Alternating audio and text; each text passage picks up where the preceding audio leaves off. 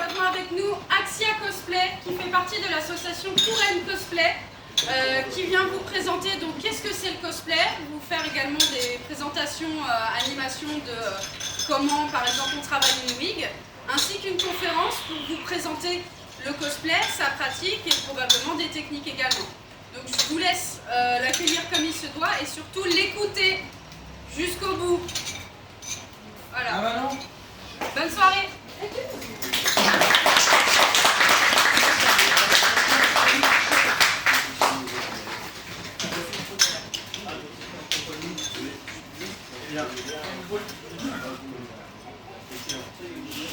Bonsoir à tous.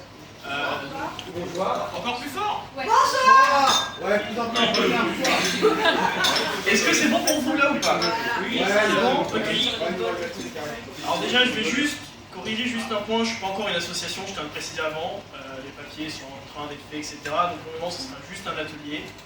Mais l'atelier pour l'association est en cours. Donc moi du coup, personnellement c'est Axiacos et je vais présenter du coup l'atelier que je suis en train de créer sur Tours qui s'appelle Touraine Cosplay. Et comme pour le moment il n'y a pas assez à dire sur l'association, je vais beaucoup plus parler du cosplay en général que juste du coup l'association. Donc on va partir ça sur 12 étapes. Donc, on va voir les origines du cosplay, donc comment il a été créé, etc. On va voir l'évolution, on va voir aussi qu'il a commencé très tôt. Donc après je vais vous présenter du coup quelques aspects qu'on a avec Touraine Cosplay. Ensuite on va vous montrer des exemples du cosplay, donc par exemple des personnes qui sont connues, etc. Ensuite on va partir un peu plus dans le monde, donc des exemples du cosplay dans le monde, des créateurs, etc. Ensuite, je vais vous montrer du coup la création d'un cosplay, donc tout ce qui va être whips, etc. Et du coup, à ce moment-là, on va faire une petite pause pour du coup vous montrer comment on fait pour faire une wig, parce que je ne pouvais pas faire autre chose, parce qu'après c'était un peu plus long. Après, je vais vous présenter du coup les cosplays que j'ai réalisés. J'ai mis No parce qu'à la base, je devais avoir mon pote avec moi, avec qui je suis censé gérer l'atelier, sauf que il n'a pas pu venir. Donc après je vais vous montrer comment on peut utiliser nos cosplays, donc une fois qu'ils sont finis, qu'est-ce qu'on va pouvoir en faire, etc. Les bénéfices du cosplay, qu'est-ce que ça peut nous apporter, etc. La timeline, donc là ça va être un peu plus personnel, donc comment j'ai commencé le cosplay et où j'en suis aujourd'hui. Une conclusion et après les contacts. Donc voilà. On va commencer par les origines, donc comment il a commencé le cosplay. Donc le cosplay il a commencé par Mr. Forrest Jack Ackerman. Donc ça a commencé dans les années 1939 à la Worldcon à New York aux USA. Donc on peut clairement considérer que c'est juste le fondateur du cosplay parce qu'avant il n'y en avait pas du tout et il avait incarné un personnage du futur, comment il voyait les hommes dans le futur et ça a été créé en quelque sorte comme ça. Donc ensuite l'évolution du cosplay, comment est-ce que le cosplay il a progressé au fil des années. Donc, comme on a pu voir, il a commencé en 1939. Maintenant on est en 2020, donc ça fait déjà presque 100 ans. Il y a eu beaucoup de techniques différentes, il y a eu beaucoup d'aspects différents, donc il y a même eu de la professionnalisation, maintenant il y en a qui font leur métier carrément. Donc il y a eu beaucoup de choses qui ont évolué entre temps, donc on va voir ça. Donc du coup comme j'ai dit en 1939, on a la naissance du cosplay, grâce du coup à ce monsieur Ackerman. Ensuite, entre les années 40 et 70, on peut considérer qu'il n'y a pas beaucoup de changements. Parce que, étant donné qu'il y a eu la Deuxième Guerre mondiale, etc., le cosplay a un peu mis de côté quand même. Il y avait un peu les reconstructions des pays et du monde à faire, c'était peut-être un peu plus important. Et donc du coup, ça a été un peu délaissé de côté. Et c'est à peu près au niveau des années 70-80 qu'on a vraiment commencé à avoir un gros... un peu comme une sorte de boom au niveau du cosplay, parce qu'il y a eu Star Wars et Star Trek. Et comme c'était beaucoup de science-fiction, c'était des choses qui étaient à peu près abordables. Et du coup, c'est là où il y a eu pas mal d'évolutions dans le cosplay, on va dire la vraie naissance du cosplay. Ensuite, arrivé au niveau des années 80, on va avoir le cosplay qui va s'installer au Japon. Donc de plus en plus de cosplay, surtout on voit plus de couture, parce qu'à l'époque tout ce qui était mousse, etc., ça n'existait pas. Donc le peu d'armure qu'on pouvait voir, c'était plus avec des matériaux recyclés comme du carton, du bois ou des choses comme ça, donc c'était beaucoup plus axé vers la couture. Mais il y avait quand même quelques armures. On pouvait voir aussi du cuir, c'était un peu cher mais ça pouvait se faire. Et donc après, dans les années 90-2000, On va avoir beaucoup plus l'apparition de pas mal de mangas, d'animés, etc. Donc on a un peu une sorte de nouvelle ère de développement des jeux vidéo aussi, qui va beaucoup s'instaurer au niveau du cosplay. Et donc c'est là qu'on va commencer à avoir un peu plus de cosplay de mondes différents, donc les jeux vidéo, les mangas, etc. Et notamment aussi on va commencer à avoir un petit peu plus de conventions qu'avant. Donc on va en avoir certaines qui vont apparaître en Europe, donc en France, en Allemagne, aux États-Unis il y en a toujours un peu plus. On va aussi avoir des conventions qui vont s'installer en Russie, quelques-unes en Afrique du Sud aussi. Et on en aura aussi quelques-unes au Japon. Dans l'Océanie, il n'y en aura pas encore beaucoup parce que c'était pas encore ça se faisait pas encore trop le cosplay. Donc ensuite, toujours au niveau des années 2000, on a toujours tout ce qui va être cosplay tissu, etc. Et on va commencer à avoir les matériaux qui vont commencer à se faire. Donc je pense que tous les cosplayers ici connaissent la mousse Eva. Donc on va surtout avoir... Non, il y en a qui ne connaissent pas. Je suis en mode amène. Il y a pas mal de débutants ici. Donc Enfin, je vais moi, expliquer. connais parce que... Donc je vais expliquer ce que c'est la mousse Eva. En gros, la mousse Eva, c'est une sorte de dalle en mousse, du coup, comme son nom l'indique. Oui, bah voilà, vous avez l'exemple là. Et en gros, c'est une mousse qui va être thermoformable. Donc en gros, on la chauffe avec un sèche-cheveux, un décapeur thermique, c'est mieux. Et du coup, en fait, ça va permettre de pouvoir la modeler à sa guise et de pouvoir donner la forme qu'on veut. Il faut se dire qu'à la base, ça, c'est des dalles plates. Et on la thermoforme, on lui donne la structure qu'on veut, on la peint, ça rend ça. Voilà. Donc c'est un énorme avancement au niveau du cosplay, Eva, parce que ça va permettre du coup à tous les cosplayers qui faisaient des armures de ne plus utiliser du carton, du papier mâché, des choses-là. Il y en a encore qui le font, mais on va pas se mentir, c'est de mon point de vue en tout cas, c'est mieux l'Eva. Du coup, est-ce que c'est accessible en termes de prix?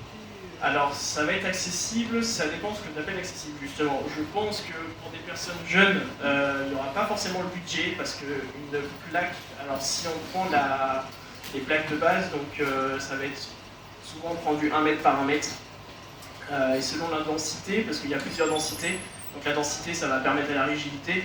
Là, c'est du 50 kg par mètre cube. Sachant que ça peut aller au minimum à 25 km3 et au plus haut, ils ont sorti récemment la 175 km3. Donc autant dire c'est un truc qui est bien résistant. C'est très chiant aussi à thermoformer. Il faut penser que plus ça va être résistant et plus ça va être compliqué à thermoformer. Et donc du coup là sur ça, je crois de souvenir qu'on est sur une moyenne de sur du 1 mètre par 1 mètre, on doit être sur du 15 € la plaque. Sachant que 1 mètre carré, on peut faire quand même pas mal de choses avec. Ça, je crois que par exemple, pour les 2 grenades, ça m'avait pris 2 plaques. Sachant qu'il y a toujours les rables, etc. Donc ça reste correct. Donc voilà.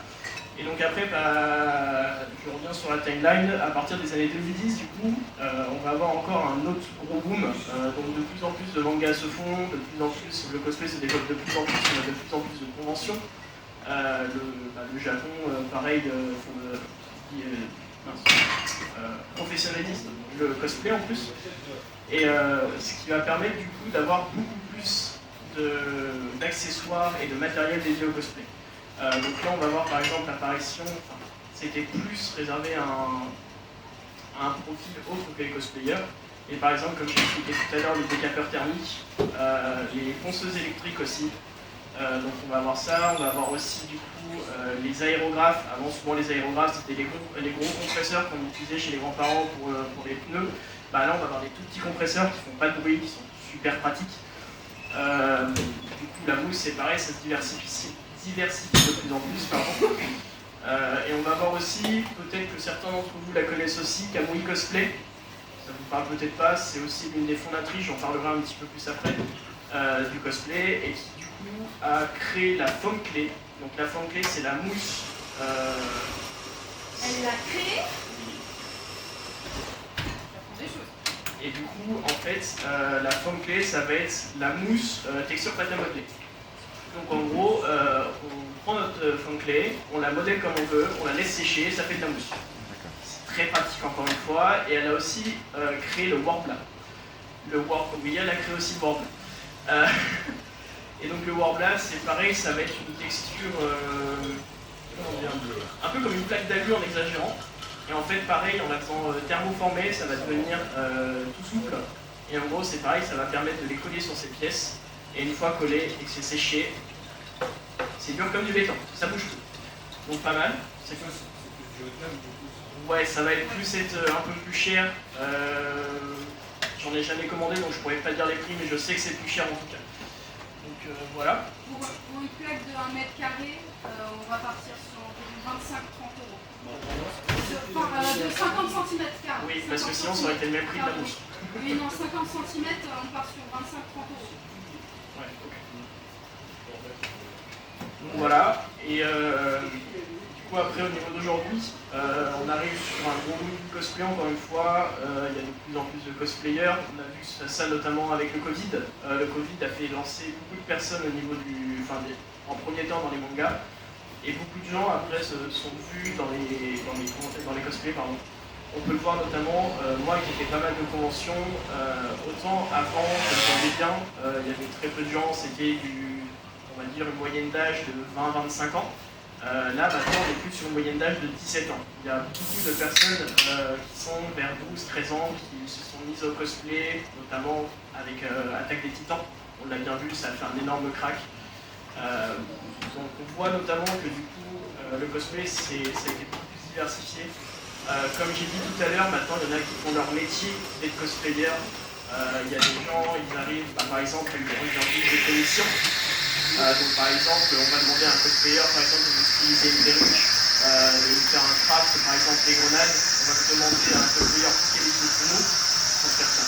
Donc il y en a qui disent de ça. Il y en a aussi qui, je vais reprendre l'exemple de Camille Cosplay, vend des livres.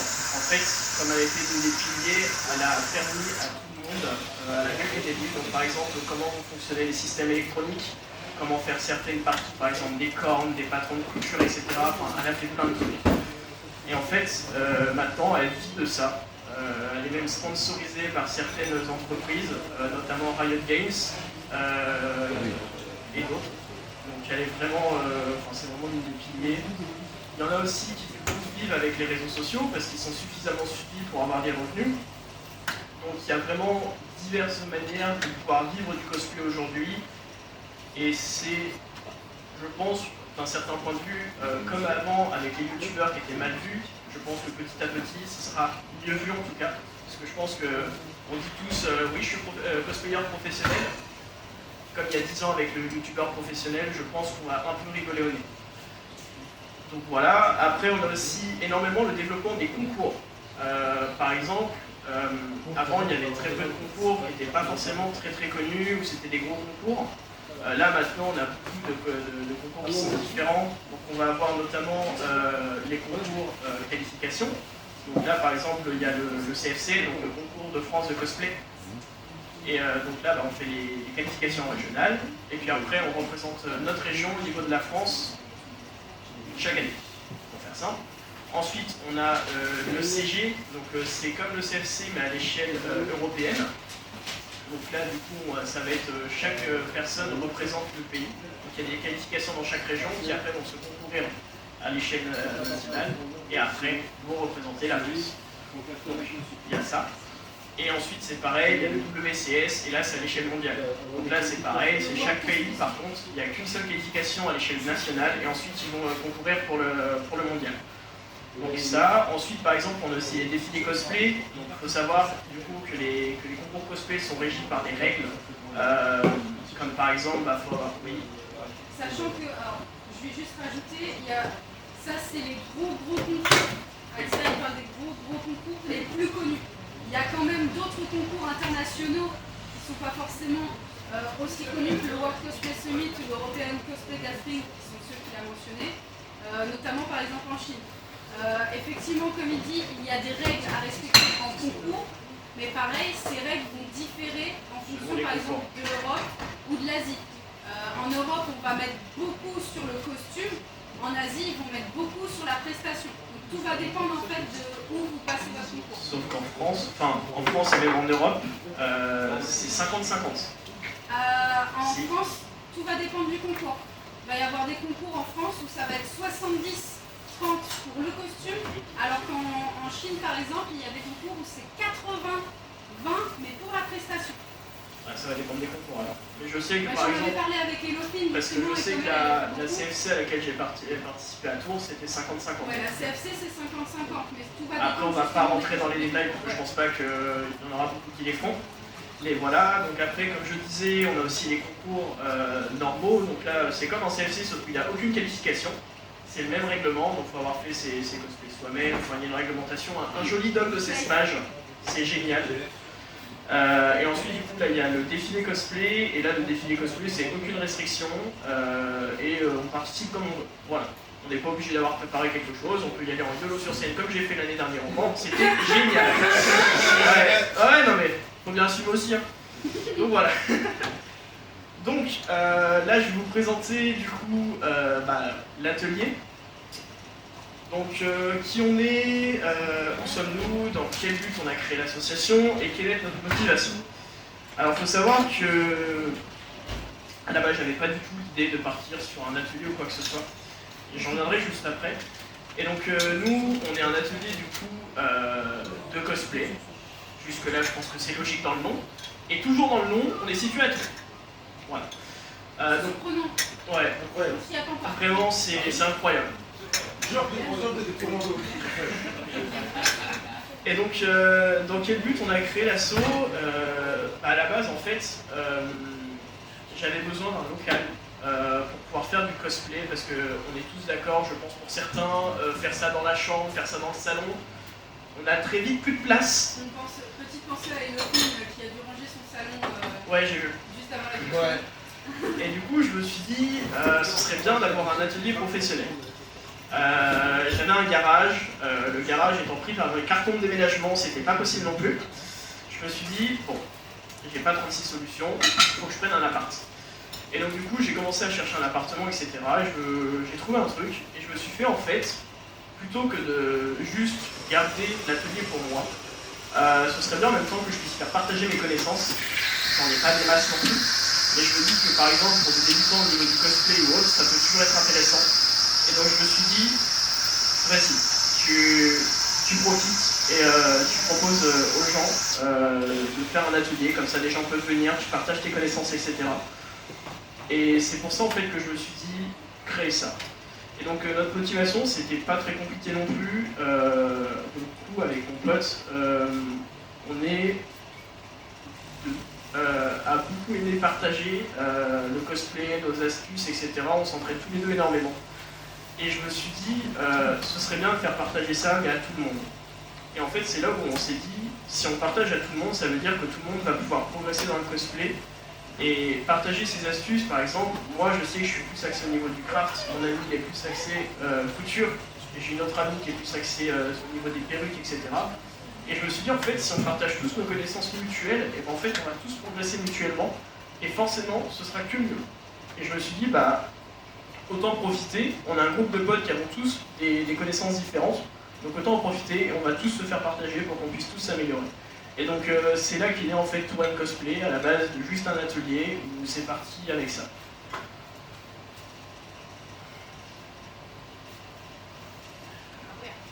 Donc ensuite, je vais vous présenter des exemples d'un cosplay. Donc on va plus considérer des personnes qui sont importantes, si on va dire ça comme ça, qui ont un bon parcours. Toi tu vas être contente. Je suis dedans? Non. Ah ouais, non mais tu m'as étonné, j'étais là, attends, tu vas être contente, attends comment Non, ça, parce que je sais que tu n'arrêtes pas de parler d'Elofine depuis que tu l'as vu, donc c'est pour ça. Il va pas te conter. À peine. Et donc du coup, on a pris quelques exemples, bien évidemment, il y en a beaucoup plus. C'est aussi pour ça qu'on a décidé de faire une carte du monde des cosplays, et encore une fois, même dans la carte du monde, j'en ai oublié énormément, parce qu'on ne peut pas tous les citer, sinon j'en aurais pour 8h30. Donc du coup, je vous ai parlé de Kamui Cosplay, on va reparler un peu plus en profondeur du coup. Donc Kamui Cosplay, comme je dis, c'est l'une des piliers du cosplay selon moi. C'est subjectif, mais je pense que beaucoup seront d'accord. Donc elle a commencé le cosplay, il me semble, en 2003. À peu près, ouais. Il me semble que c'est par la 2003-2006. 10 ans après, donc elle a fait la BlizzCon, donc c'est l'une des plus grosses conventions des États-Unis qui aussi avait un concours international auquel elle a gagné. C'est là en fait, petite anecdote, j'avais été voir le documentaire Cosplay Universe il y a quelques temps et j'ai appris du coup qu'en fait à l'époque elle était couturière et elle faisait du cosplay à côté. Et en fait, un jour, on lui a commissionné une armure, et en fait, elle a tout plaqué pour aller faire sa commission, et elle a commencé à vivre de ça grâce à ça. C'est parti d'une commission, et maintenant, elle est devenue l'une des piliers et créatrices du cosplay en tout cas. Et donc, voilà. Donc ensuite, Elocine Cosplay, elle a pas mal de palmarès aussi. Je ne sais pas depuis quand elle a commencé le cosplay. Qu'est-ce que tu sauras me dire? Je saurais pas forcément te dire. Moi, je partirais sur au moins 15 ans. Ah, j'aurais dit 10-15 ans aussi, mais bon. Je vais aller chercher si tu veux. Alors, effectivement, ta page SD existe depuis 2010, donc j'ai envie de te dire 2010, mais je suis pas sûr. On verra bien. De toute façon, c'est pas le plus important non plus. Donc on peut voir aussi qu'elle a été championne du monde de la Art to Play, je sais plus quoi, enfin la Art to Play à Nantes. Il y avait un concours international du coup qu'elle a remporté en 2018. La même année, elle a remporté aussi un concours international de cosplay League of Legends. Et maintenant, si je ne dis pas de bêtises, League of Legends, je crois que c'est Riot Games. Ouais, c'est ça. Et donc maintenant, elle est, je crois, en partenariat, avec Riot Games, et elle est professeure de cosplay. C'est ça? Alors, elle est partenaire Riot, elle est effectivement professeure de cosplay. Du coup, elle est en fait. Le parcours d'Elocine, c'est qu'à la base, elle était infirmière. Et il y a 1 an et demi, quand elle est arrivée au Mans, elle a tout plaqué pour être cosplayeuse professionnelle. Donc elle vit des sponsors, elle vit des réseaux sociaux, donc Instagram, TikTok, etc. Elle donne des cours de cosplay. En fait, elle accompagne des cosplayers jusqu'au concours. Elle vit donc des commissions également et donc de ses sponsoring. Par exemple, elle est passée sur la chaîne de Solaris, par exemple, elle avait un partenariat sur Twitch, etc. Ok. Donc, ensuite, on a Viviane Art, ça va peut-être en parler pour certains, je ne sais pas, notamment grâce à certaines polémiques que je ne vais pas citer ici. Donc elle a été championne de France de la CFC de la 3e saison. Et ensuite, suite du coup à ces polémiques, elle a préféré arrêter un petit peu tous les concours, etc. Elle est revenue à la CFC All-Star de Tours cette année, sur lequel elle a gagné le prix du public. Et à l'heure actuelle, c'est pareil, elle a monté son entreprise et elle vit également du cosplay. Donc ensuite, on a Sakura Flore. Donc Sakura Flore, j'ai pas voulu mettre que du français non plus. On a par exemple Kamui Cosplay qui est allemande. Et donc Sakura Flore est anglaise. Et donc c'est pareil, c'est une grosse créatrice de contenu qui a gagné plusieurs concours, qui vit également du cosplay à l'heure actuelle. Et tout ce que j'ai trouvé malheureusement sur elle, j'aurais bien aimé en avoir plus, mais j'ai pas pu trouver, c'est qu'elle a été 5e de la Nexus Arabia. La Nexus Arabia, c'est pareil, c'est une convention en Arabie Saoudite, comme son nom l'indique. Donc voilà. Donc ensuite, on va parler de la carte du monde des cosplayers. De quelle manière oui. Alors on a trouvé l'info, Elocine a commencé en 2009. Ouais, donc ça fait 13 ans. 12. Je suis partie chercher pour Sakura Flore, mais effectivement, il n'y a quasiment pas d'informations. Je suis pas très bon en maths, vous m'excuserez. Et donc du coup, la carte du monde des cosplayers, encore une fois, je vous préviens, j'ai survolé parce qu'il y en a tellement qui sont cosplayers professionnels ou autres que je ne peux pas tout dire. Donc j'ai essayé d'aller au plus bref. Donc en Australie, c'est une personne que très peu de monde connaissent. Moi-même, je l'ai découvert en faisant ces recherches-là. Donc on a Altef4 Cosplay qui a gagné en 2018 et 2019 le championnat de cosplay de Melbourne. 2019 championne de cosplay d'Australie. 2021, elle a gagné l'Ultimate Gundam Cosplay Championship en 2e place pour l'armure en cosplay. J'ai déjà un bon palmarès.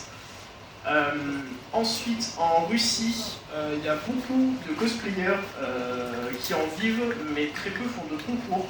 Donc j'ai pas forcément pu trouver des gros concours, hormis la WCS, mais c'est pareil, j'ai même trouvé aucune information. Donc on va avoir Maïda, Aero4 Cosplay, Julia Wagner, Paulina Suska. Je crois, il faudrait que je vérifie que Petrovich Geisha je connais pas du tout. Et russe. Ouais. Lui, c'est un cosplayer qui est un peu spécialisé fanservice, mais pas tant que ça. Mais lui, par contre, il est... je vais faire passer si vous voulez, mais genre lui, par contre, il se spécialise dans un peu les personnages Ikemen. Ok. Et par contre, top tier. Ouais, ok, ça marche. Bah, après, j'ai pas forcément plus d'infos en Russie, c'est vrai qu'on trouve pas énormément. Donc ensuite, en Angleterre, c'est pareil, on a pas mal de cosplayers. Donc on va avoir Arfai, Sakura Flor, Rose McPie, All or Nothing Cosplay. Il y a aussi récemment Tarim Cosplay qui part vivre en Angleterre maintenant, mais qui du coup est italien à la base. Donc en Italie, c'est pareil, du coup, comme j'ai dit, on a Tarim Cosplay, on a Mike Days Fanning, et pareil en Italie, malheureusement, j'ai pas trouvé de Léon petit Chiro. Léon Chiro. Léon Chiro. Léon Chiro. Léon Chiro, il est italien. Bah, je C'est ne connais beaucoup pas. de Jojo qui mise tout sur la musculature, on va pas se mentir. Donc c'est un Tarim Cosplay quoi. C'est un Tarim cosplay. Oui. Ok. Mais, effectivement, qui fait beaucoup de Jojo. Ok, ça marche. Bon, on va quand même en parler quelques autres en France. Donc en France, on a par exemple Lady Sunday qui pareil maintenant vit du cosplay, qui a gagné plusieurs concours nationaux, internationaux et européens. On a aussi Nikita Cosplay qui pareil a gagné pas mal de concours, qui vit du cosplay et elle par contre est beaucoup plus axée au niveau de la couture. Et pareil qui est accompagnée de Blondie Gay, je crois si je ne m'abuse. Et qui pareil bah, du coup, les deux vivent du cosplay pour accès couture. On a aussi Van Art, Van Art je l'ai cité juste avant, on a Yosine, qui avons-nous d'autres oui. David Chan. Qui David Chan. David Chan en fait qui est une drag queen. D'accord. Et qui a apporté justement ses connaissances de drag queen dans le monde du cosplay. Okay. Et, notamment il a fait une Marraine de la bonne fée de Shrek qui est absolument magnifique. Ouais. Par exemple, et en fait justement comme il a un peu de, on va dire il est enrobé, il a tendance à faire justement des personnages comme ça qui sont bien en forme, on va dire. Il a fait par exemple, si vous avez vu Pocahontas, Radcliffe, le vilain, il l'a fait aussi et c'est du top niveau. Ok. Donc on va voir aussi Sora Enko qui a fait plusieurs concours. Enfin, comme j'ai expliqué, en France, je pense qu'on est l'un des plus gros pays cosplayers avec les États-Unis, l'Allemagne et la Russie. Le Japon est pas très loin derrière, mais on a encore un petit peu d'avance parce que nous, l'avantage c'est que on a, comme je dis, les boutiques de cosplay, tandis qu'au Japon, ça va être souvent des cosplays déjà achetés ou autres.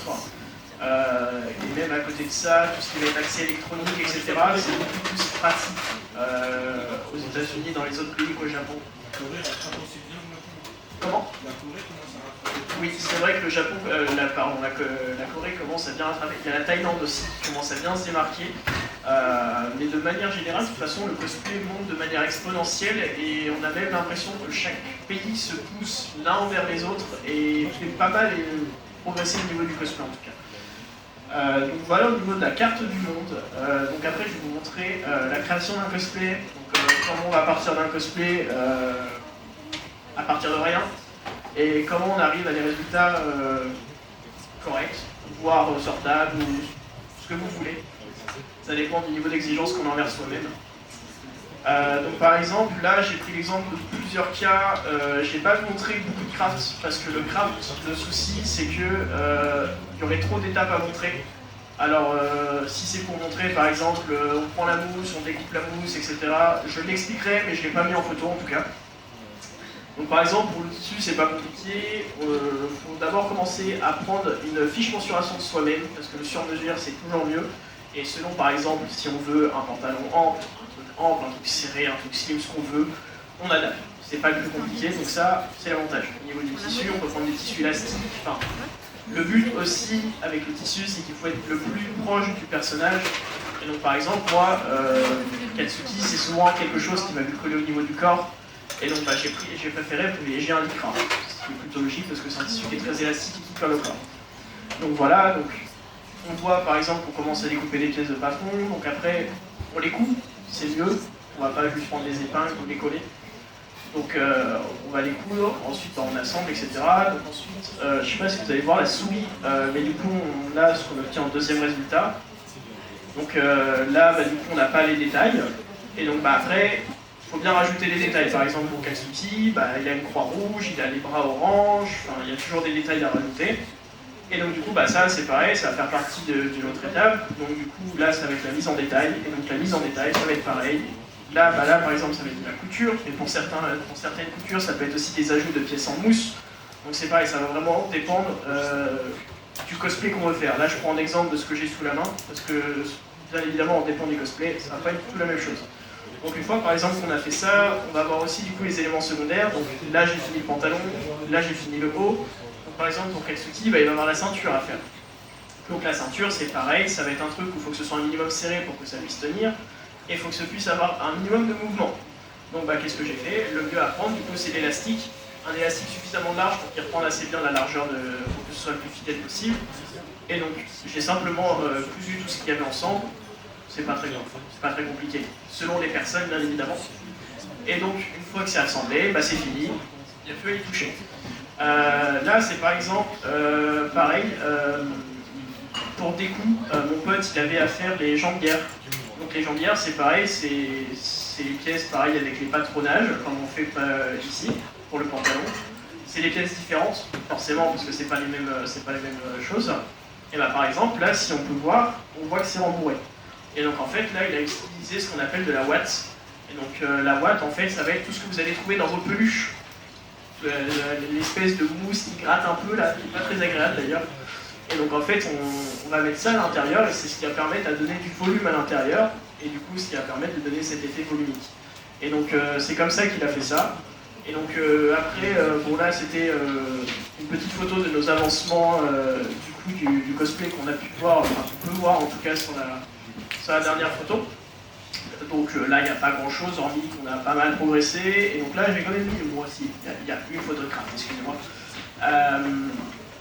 Il a fait les chaussures.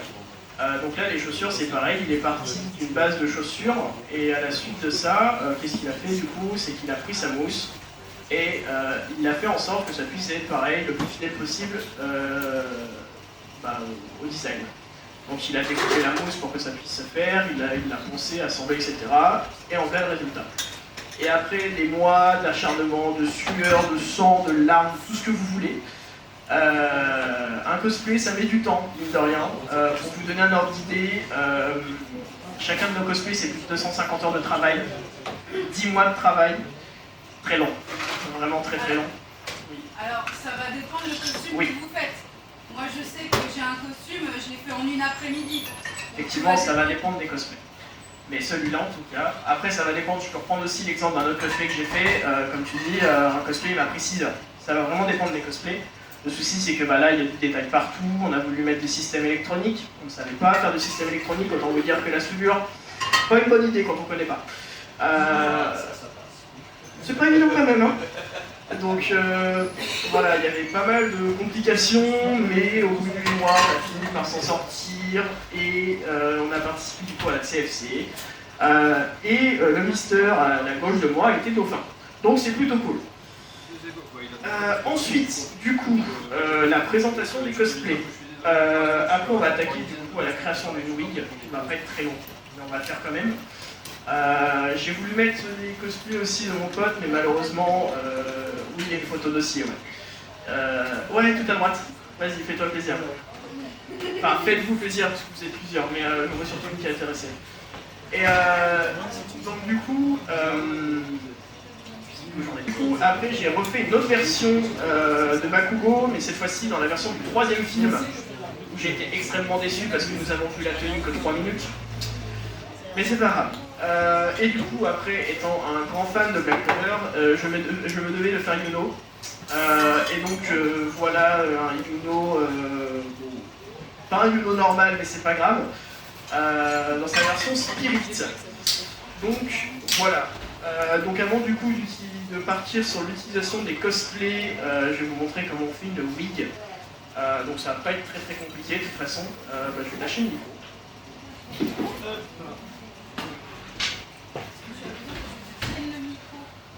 Si tu veux, comme tu veux.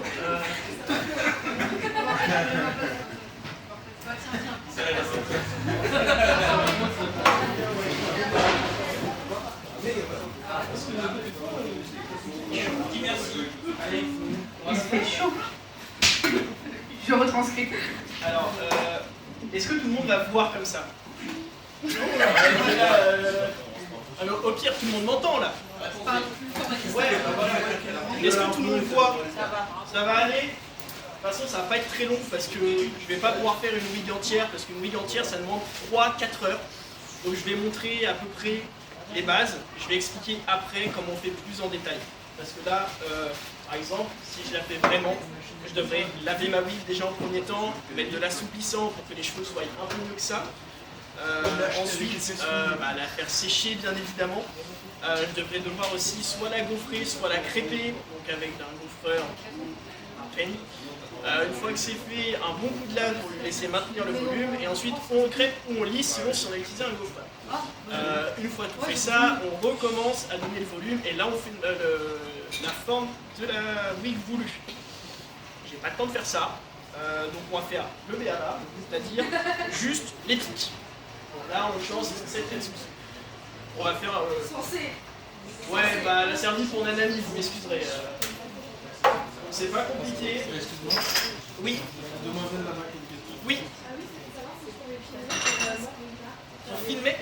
Oui, pas de souci. Tu le demandes. Après, Tu peux te rapprocher si tu as besoin. après, s'il faut, comme je dis, à la fin, moi aussi j'ai des contacts et ça peut toujours être utile justement pour les questions, etc. Mais j'en reviendrai après. Donc, voilà, une perruque, c'est pas très compliqué. Je l'avais quand même un peu peigné à l'avance parce que sinon c'était un peu la merde. Parce que bon, vous voyez, elle avait quand même déjà pas mal le volume. Donc voilà. Donc, ça va pas être très pratique. Mets-toi au milieu si tu veux. Tout le monde voit, c'est bon. Ce sera même plus pratique pour vous. Donc, ce qu'on fait là par exemple. Alors nous on voit plus rien. Bah, vous le mettez? Non, je sais pas.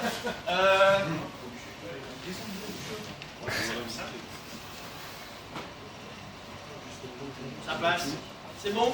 Oui. C'est mieux? Ok. Donc, vous prenez la mèche que vous voulez. Le mieux, vous prenez avec le peigne, comme ça, vous avez toujours ce que vous voulez. Alors, le mieux aussi, c'est de travailler sur un trépied, pas sur une table, parce que ça bouge. Le trépied, ça reste fixe. On fait avec ce qu'on peut. Et donc, une fois que vous avez votre pic à peu près bien formé, ça va, il y a le client. Un bon coup de lac, un peu partout, c'est mieux. Et après, vous refermez le pic. J'aurais dû ramener Kaminari.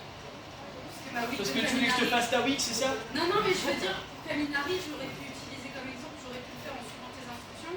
Et genre, moi, ça aurait été 10 fois plus visible. Parce que c'est plus jaune? Non, je sais pas. Bah Mais c'est après, pas grave, tant pis.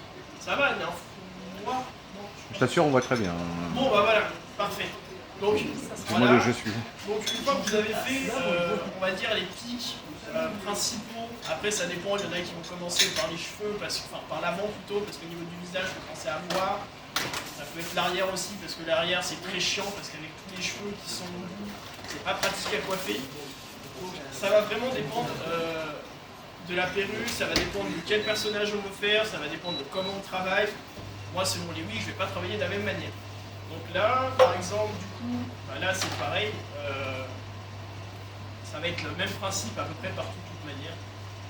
Là c'est pareil, on resélectionne les cheveux, on a à peu près notre mèche qui se tient, et hop, un coup de lac, et on va resserrer. Alors, faut pas avoir peur de la laque, je pense que peut-être les filles connaissent, ça colle extrêmement, c'est chiant. Faut pas hésiter à se mettre de l'eau quand c'est trop collant parce que justement, quand ça colle trop au niveau des mains et on va rester collé dessus, on peut avoir des cheveux qui restent. À la fin, on a une perruque chaude. C'est pas ouf non plus.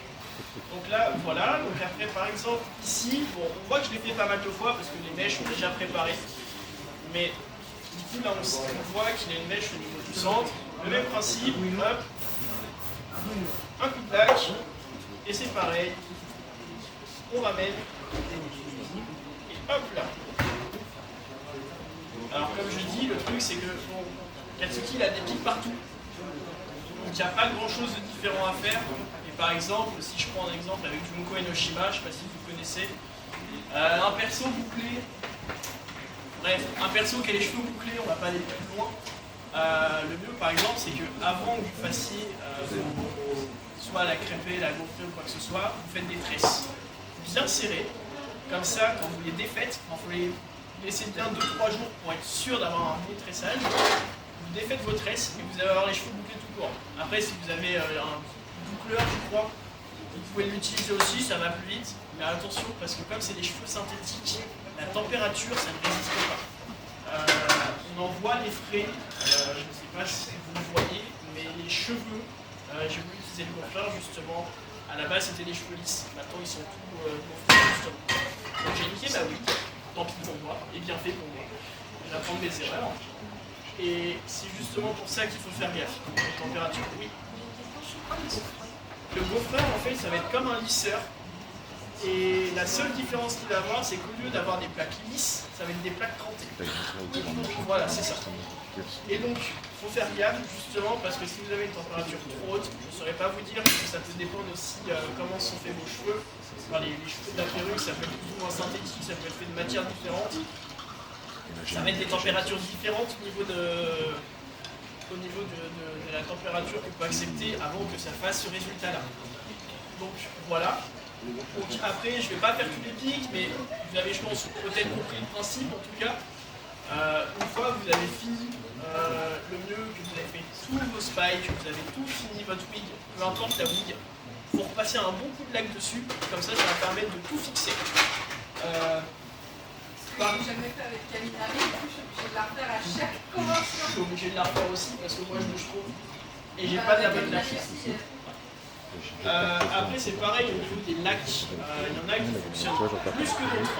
La Toby. Voilà, ça c'est une wig, une laque achetée expressément parce que je n'avais plus de laque, du coup j'ai dû prendre ça. Pour tout cosplayer et même je conseille à tous en tout cas pour faire ces wigs, comme elle a dit, c'est la God Toby. Ça coûte un peu plus cher, mais après une fois que vous avez fait vos wigs, je vous assure, elle ne bouge plus du tout. Ou sinon vous avez vraiment intérêt à faire de la merde avec vos wigs, mais ça bouge pas. Donc voilà, après ça fait l'affaire, il faut juste la faire plus souvent. Moi je sais que par exemple avec les lacs actuels que j'utilise, je dois refaire les perruques environ toutes les 2-3 conventions. Donc ça fait à peu près une dizaine d'utilisations. C'est correct, mais quand tu passes 3-4 heures par chaque wig, c'est chiant. Mais c'est correct. Enfin, oui. Après, moi je sais que par exemple, moi j'utilise pas le bon matériel, je refais mes wigs après chaque utilisation, ce qui n'est pas du tout optimum. Ça va dépendre des personnes et ça va dépendre de la laque et du matériel. Donc voilà, il n'y a pas beaucoup à dire de plus. Par exemple, il y a même certaines wigs. Par exemple, j'ai une amie à moi qui est plus dans les wigs, qui va utiliser le coffreur justement, qui va utiliser certaines techniques que je ne connais pas, donc je ne pourrais pas en aborder. Mais par exemple, certaines wigs, c'est plus de 18 heures de travail. Donc il faut être patient pour certaines. Là, c'est une wig courte, par exemple, avec les wigs longues, c'est pareil.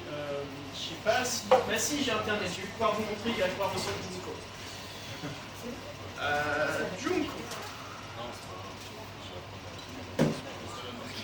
Il n'y a pas de souci. Je vais vous parler un petit peu plus ce personnage-là. Voilà. Donc, un peu comme ta perruque avec les ponytails, je suppose que tu as des attaches. Voilà. Junko Enoshima, par exemple, quand elle l'a fait, c'est 2 ponytails de chaque côté qu'elle doit gaufrer, qu'elle donne un volume mais un fluffy incroyable. Et comme je vous dis, c'est plus de 18 heures de travail. Il faut être très patient. Je n'en suis pas à là.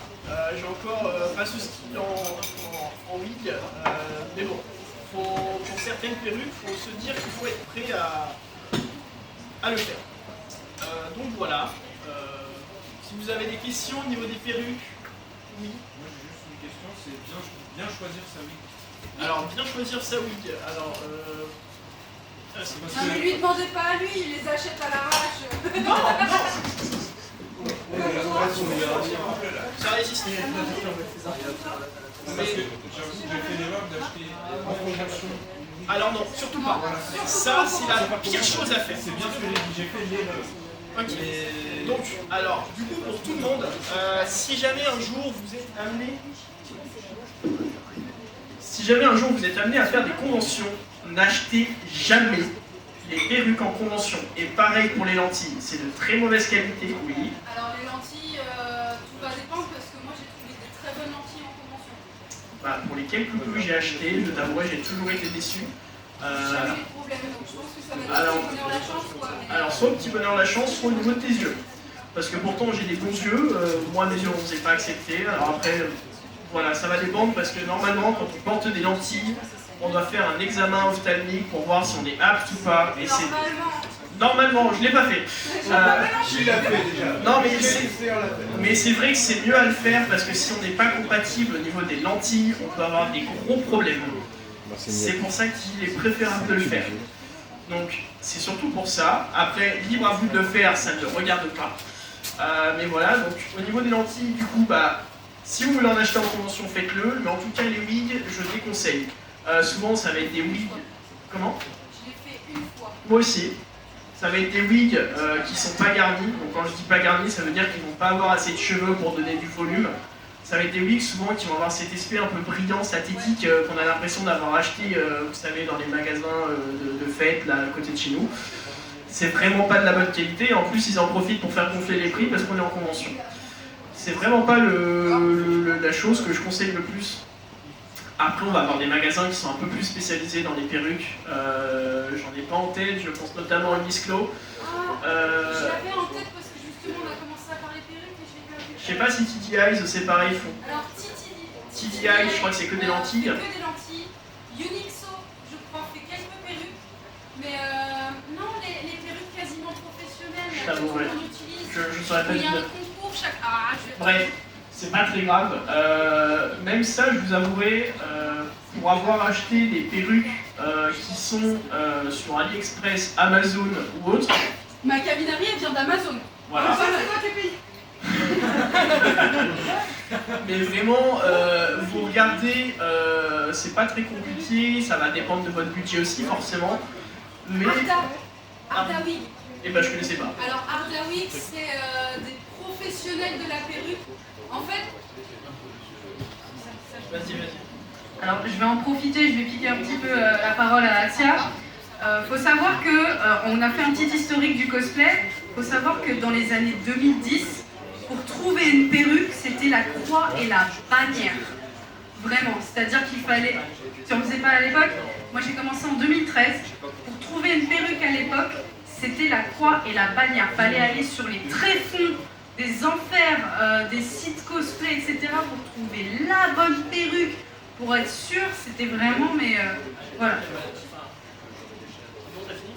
Ah bah vas-y.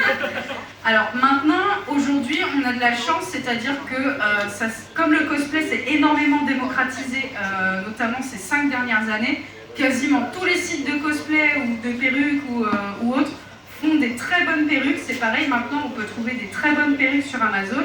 En 2013, on n'essayait pas. Ou alors on passait vraiment 3 heures. Sur ma première perruque, 3 heures à fouiller chaque page d'Amazon pour trouver une seule perruque qui convenait. Maintenant, aujourd'hui, vous avez tout plein de sites.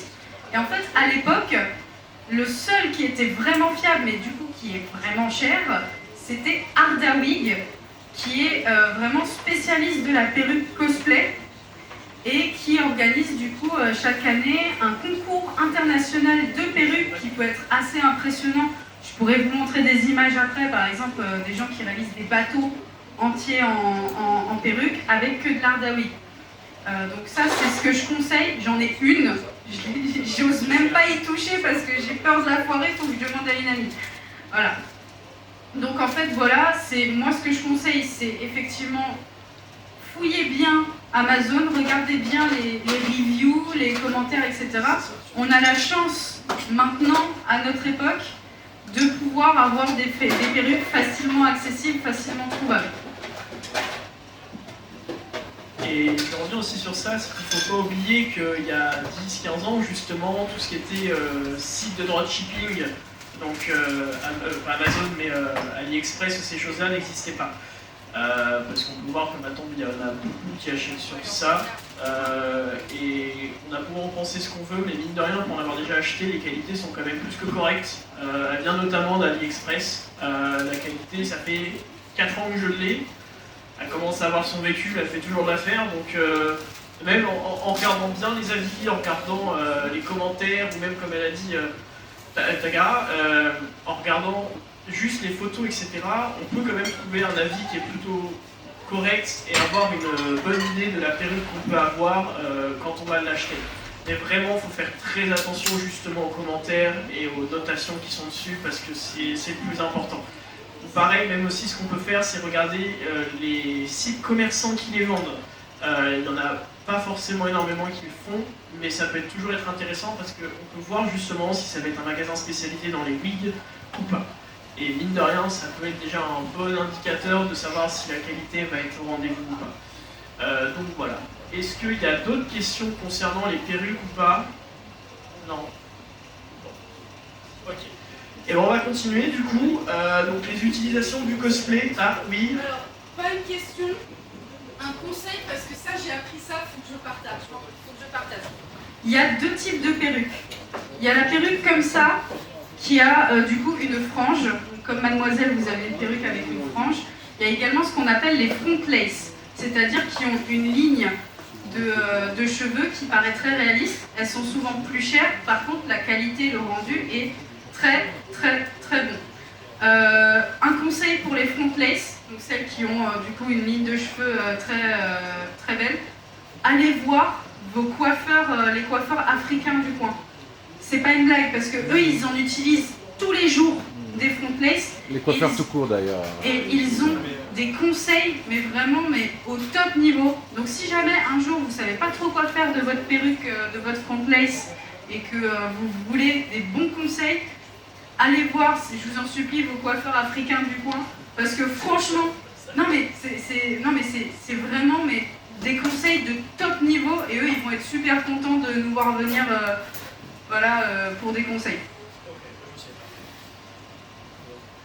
Du coup, on va enchaîner sur l'utilisation des cosplays. Je pense que c'est quelque chose qu'on sait à peu près tous, mais un point de vue global, notamment je vois qui commence le cosplay, donc c'est jamais mauvais de faire un rappel. Donc voilà, donc de quelle manière on peut faire un cosplay, utiliser un cosplay, pardon. Donc le cosplay, il y a plein de méthodes. C'est là, voilà. Donc ouais, il y a plein de méthodes. Donc souvent, la plupart, quand on a fini un cosplay, on va forcément penser à ça. Donc ça va être les conventions. On a souvent qu'une seule envie, c'est de sortir dans les conventions pour qu'on puisse aller avec ses potes, qu'on puisse faire des photos avec les photographes, qu'on puisse se balader, qu'on reconnaisse le personnage, les compliments, etc. C'est toujours cool, les conventions. Puis même, il y a toujours les trucs avec les achats. Enfin, c'est vraiment le regroupement, je pense, de tout cosplayer ou même fan de culture nippone et tout aux alentours. Donc c'est toujours un truc sympa à faire et puis ça permet de rencontrer d'autres mondes. C'est toujours agréable. Dans un second temps, on peut aussi faire les shootings photos. Donc par exemple, c'est pas souvent, mais ça peut arriver. Des fois, par exemple, on va trouver le shooting photo. Enfin, les photos qu'on a fait en convention, elles sont sympas, mais on a envie d'un truc un peu plus poussé. Donc là, souvent, ce qu'on peut faire, c'est qu'on peut demander à des photographes, que ce soit payant, gratuit ou en collaboration, c'est possible aussi, de faire justement un shooting photo cosplay. Donc souvent, les cosplayers, je suis aussi photographe, donc je sais ce que je dis du coup. Le photographe en question va vous demander quel est l'univers, qu'est-ce qu'il faut faire. Enfin, souvent, beaucoup de photographes, hormis les photographes spécialisés dans le cosplay, ils vont être un peu perdus parce que c'est pas quelque chose qu'ils ont l'habitude de faire, etc. Et donc souvent, ce qu'on va faire, c'est que ce que je conseille même à tous de faire, c'est qu'on va sur Pinterest. C'est le paradis des photos, des références, etc. Même si c'est des fanarts, ça compte aussi, on s'en fout. On va sur Pinterest, on se fait un petit mémo de toutes les photos qu'on veut faire. Dès qu'on va avoir une photo qui va nous inspirer, etc., on l'enregistre, on se fait un tableau, par exemple, là je vais reprendre encore mon exemple, avec un mémo avec écrit Katsuki dessus. Donc on va prendre toutes les photos qui vont nous plaire pour pouvoir faire des photos avec le photographe. Et souvent, ça va nous aider énormément sur les poses, parce que mine de rien, même pendant le shooting, on a beau avoir l'idée de faire une photo, on en oublie toujours une ou deux. Et donc le fait d'avoir notre tableau pour avoir toutes les photos dedans, c'est un gros gain de temps pour nous parce que ça nous évite de chercher sur le coup et ça fait du gain de temps aussi pour le photographe. Parce qu'en voyant la photo, il va pouvoir nous dire bah tiens, positionne-toi comme ça, un peu plus en avant, un peu plus en arrière, etc. Il va pouvoir aussi avoir une idée du cadre, de l'univers pour pouvoir faire le cosplay. C'est super pratique. Vraiment, Pinterest, c'est un paradis pour nous. Donc, après les shootings photos, donc, on va parler aussi de Japan Zone. On a aussi du coup les sorties cosplay. Voilà, je le savais, je l'ai même mentionné. Donc les sorties cosplay, bah, je pense que tu pourras même venir pour en parler puisque vous êtes la plupart tous du Mans en tout cas. Voilà, moi je suis le seul tourangeau alors allez vas-y, parle-nous de... Je suis encore en train de manger. C'est tranquille. Alors effectivement, quasiment tout le monde ici me connaît.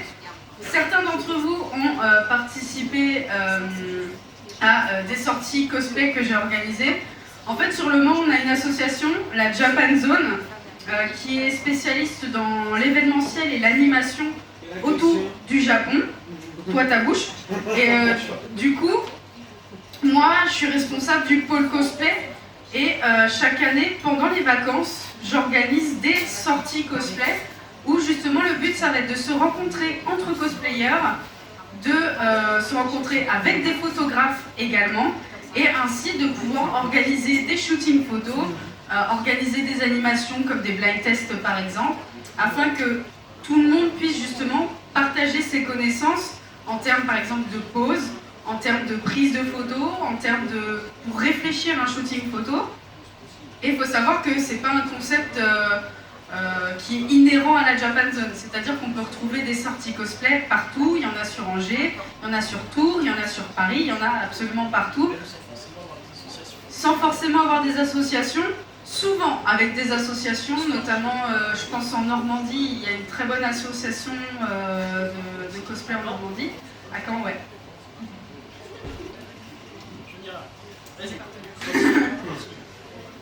Et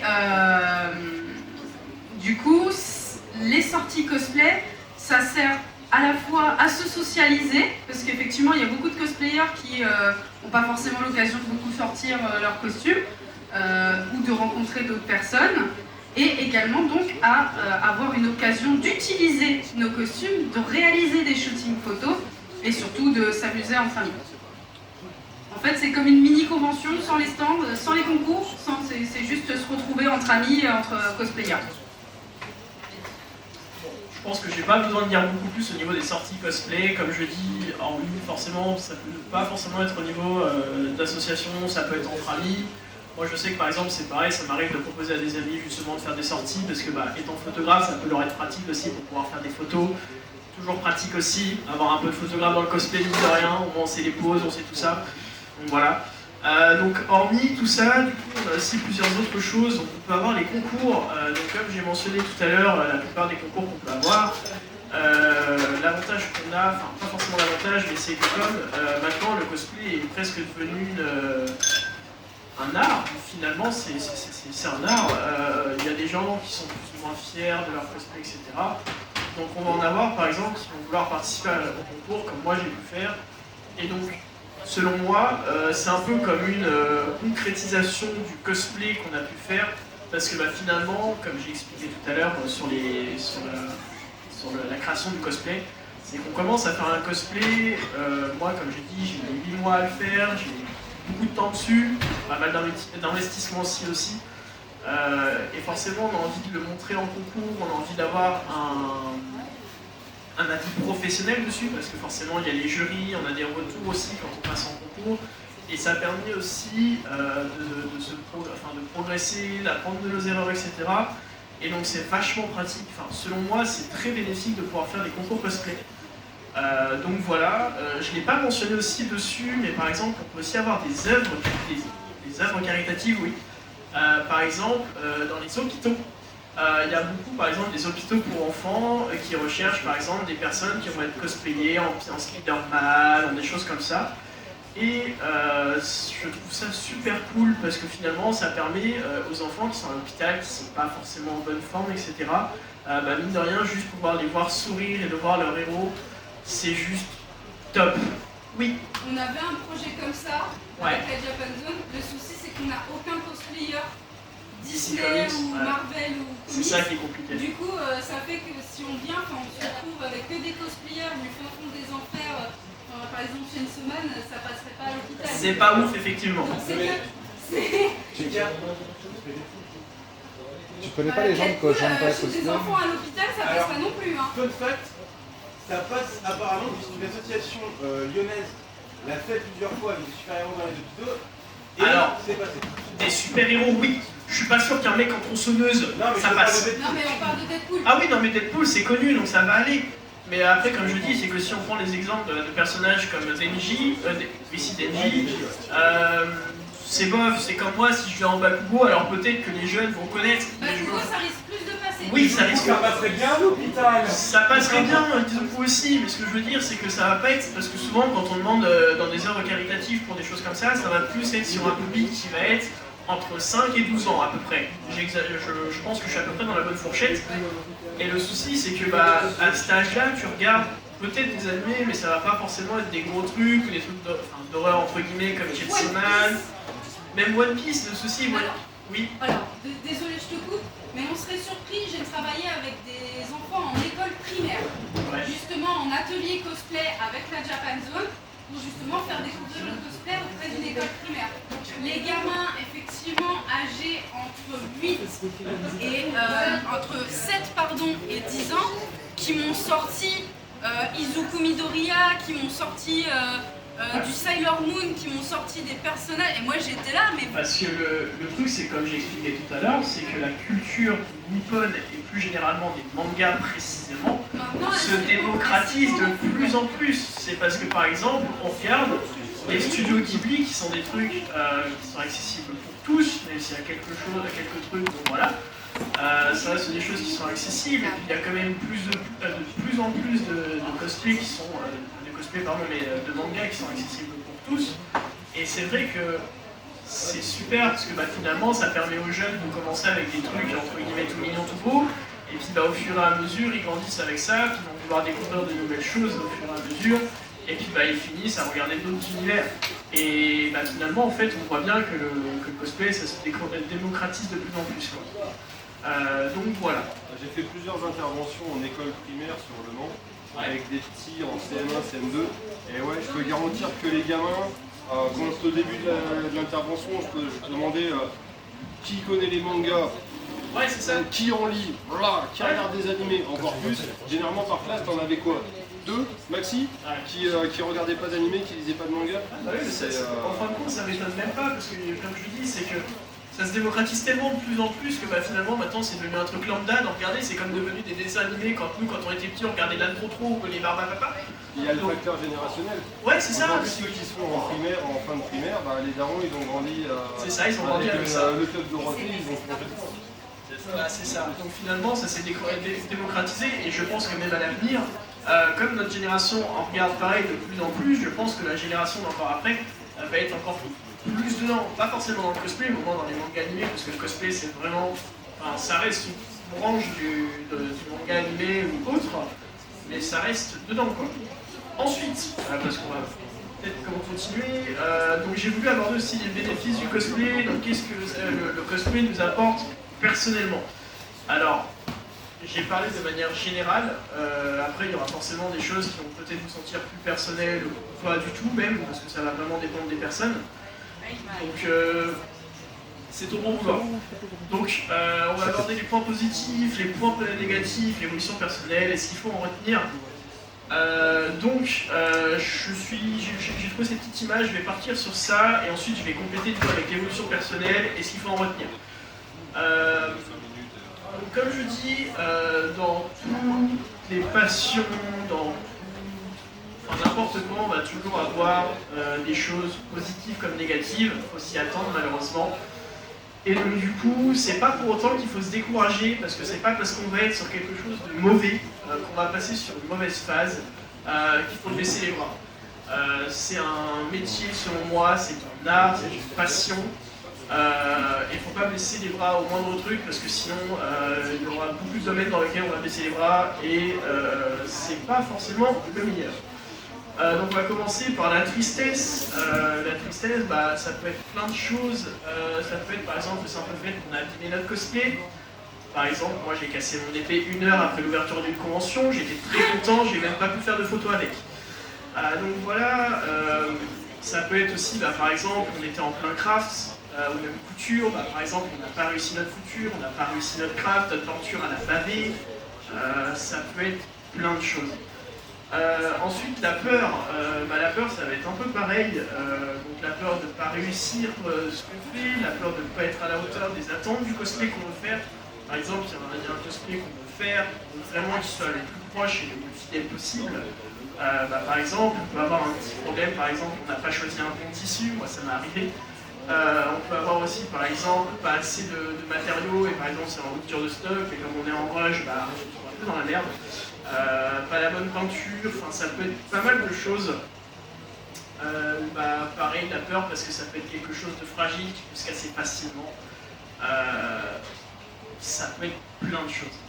Le dégoût, donc le dégoût c'est pareil, je l'associe un petit peu avec la peur, parce que on peut avoir peur justement, comme j'ai dit, de casser notre props, sauf que une fois cassé, on est un peu dégoûté.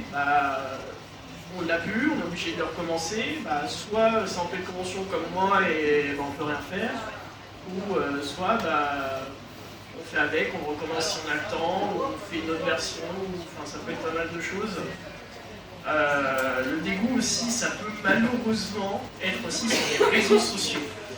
Je parle aussi des réseaux sociaux parce que je pense que pour tous ceux qui font du cosplay, ou une grosse partie en tout cas, ont peut-être une page cosplay dédiée sur Instagram ou autre. Je vais parler du dégoût parce que ça peut être simplement, par exemple, on voit notre ami qui, c'est des choses toutes bêtes, mais ça peut arriver, qui a plus d'abonnés sur Insta que nous, qui fait plus de likes, qui est plus suivi, qui a beaucoup plus entre guillemets de fame, enfin ça peut être pas mal de choses comme ça.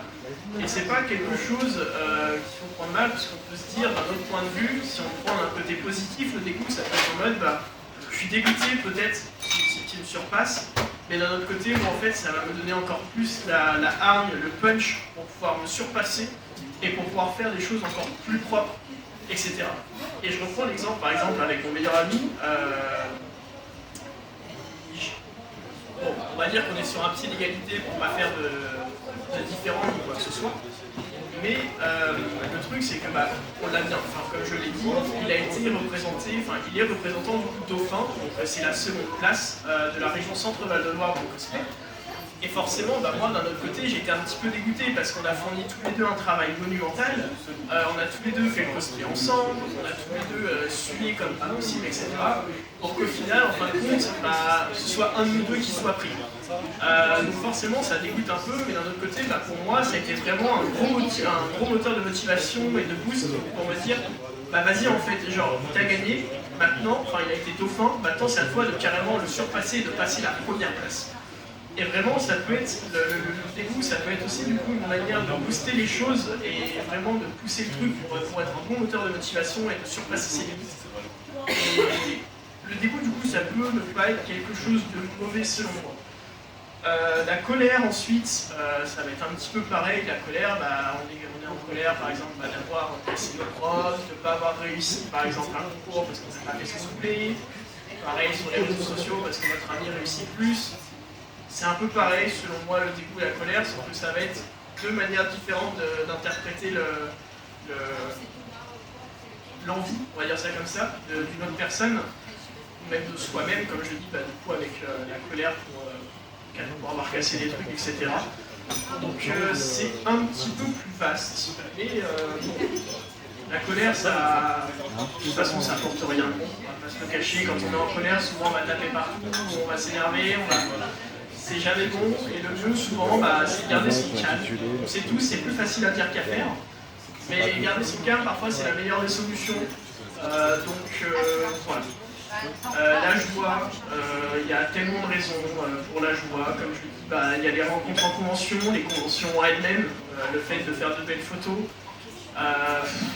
les concours qu'on peut réussir ou qu'on a réussi à faire, le fait d'avoir réussi à faire un cosplay, le fait d'avoir réussi une bonne couture. Oui.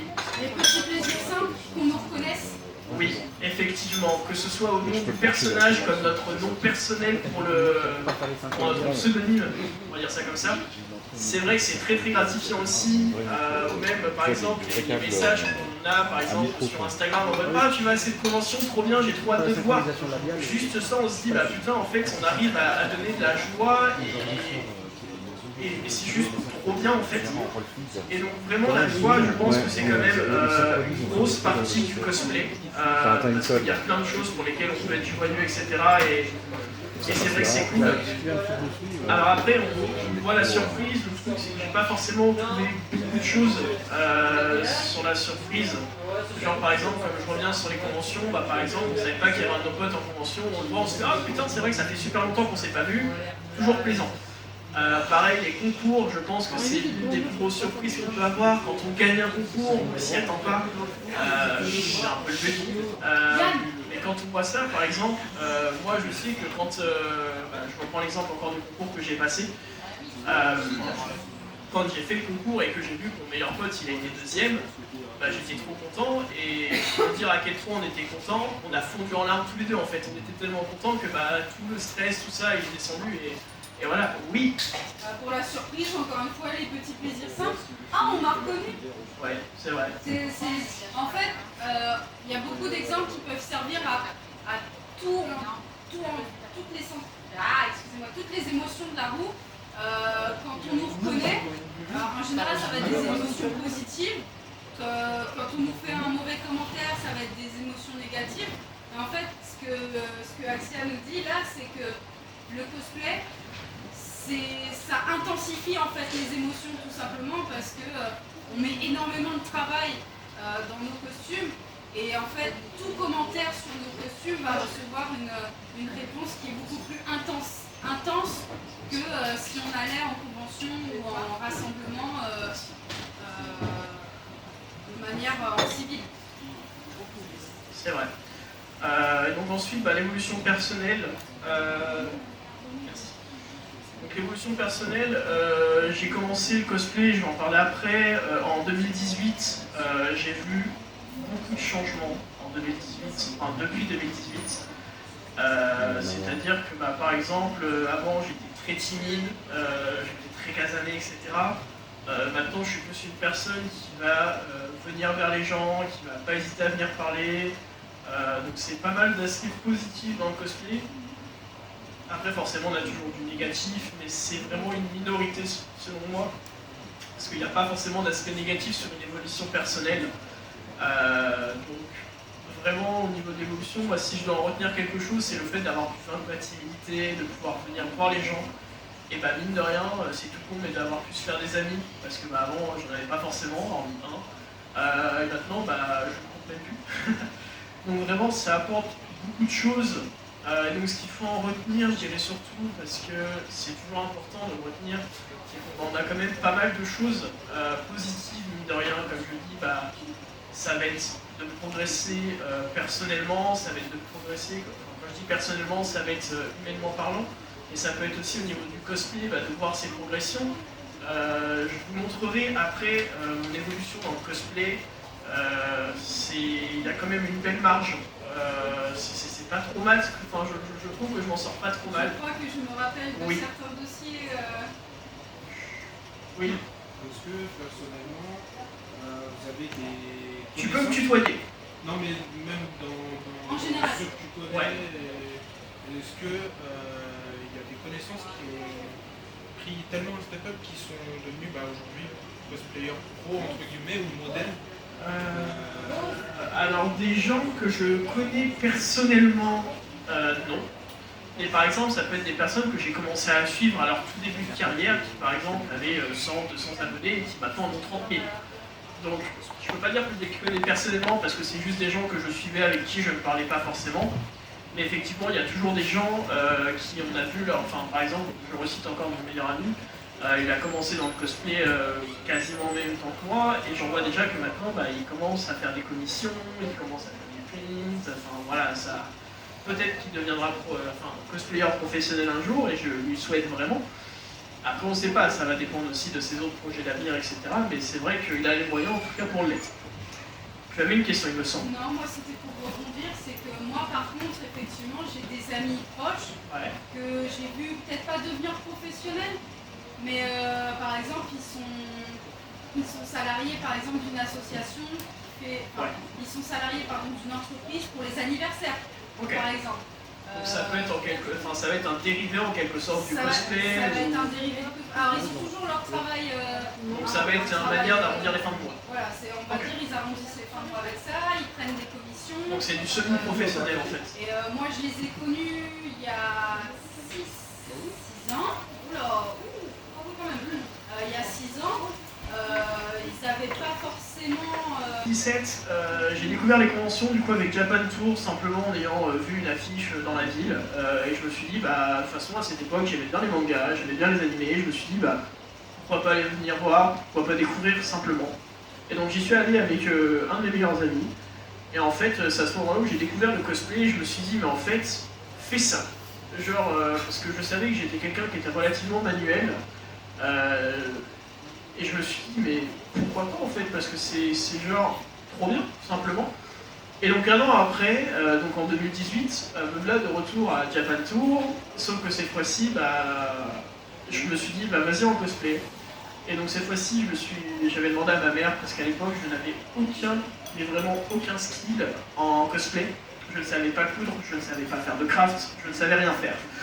Et donc je me suis dit, bah vas-y, ma mère elle faisait de la couture et je me suis dit, bah vas-y maman, aide-moi à faire mon cosplay.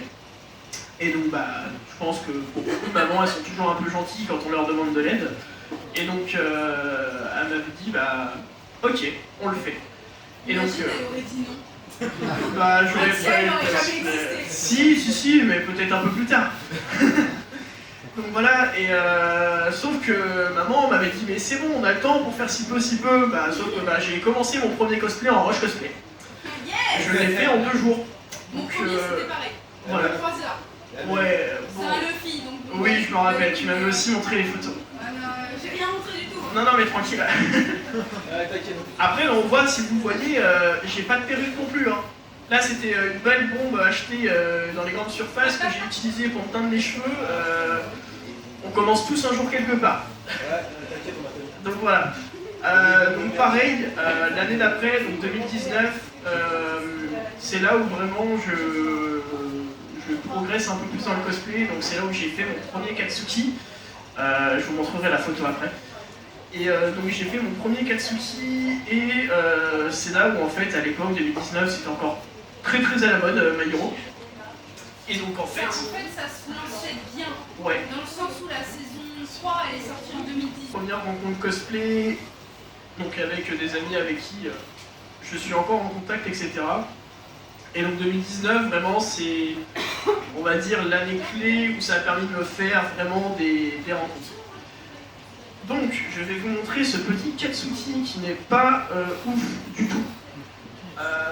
Alors, attendez, voilà, nous avons une belle image ici. Voilà, donc vous pouvez le voir, mon premier Katsuki. Est-ce que je peux faire un zoom? Normalement, oui. Voilà, alors, ouais, c'était vraiment pas ouf. Non, dire... je dis c'est le zoom, c'est le voilà. Mais vous voyez par exemple les gants, c'était des gants achetés sur lesquels j'avais découpé du tissu et collé à la néoprène. Oh non. C'est-à-dire qu'on voyait toutes les traces d'humidité de la néoprène absolument dégueulasse. Et même si vous voyez, les gants étaient collés de la mauvaise manière, celui-là. Où j'avais un gant à l'endroit et à l'envers. Ce n'est pas très grave. On voit accessoirement l'étiquette aussi. Là... Oh mon Dieu. Les grenades, on va en parler vite fait. Déjà ici ça se décolle. C'était mes premières grenades. Est-ce que c'est celle que... Non, c'en est d'autres ça. Ça, c'en est d'autres. Ça, c'était ma deuxième version.